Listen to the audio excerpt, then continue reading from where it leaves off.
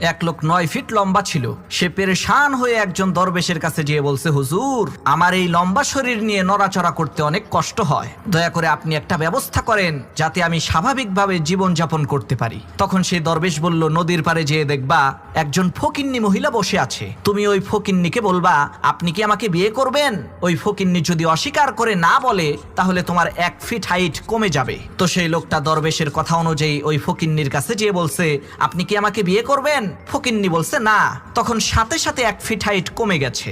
লোকটা চিন্তা করলো, 8 ফিট লম্বা, এটাও তো কম না, আর একটু খাটো হইলে ভালো হবে। সে আবার ওই ফকিন্নি মহিলাকে বলছে, আপনি কি আমার সাথে বিবাহ বন্ধনে আবদ্ধ হবেন।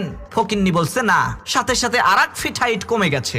লোকটা চিন্তা করলো, 7 ফিট লম্বা, এটাও তো কম না, আর 1 ফিট খাটো হইলে আমাকে দেখতে আরো সুন্দর লাগবে।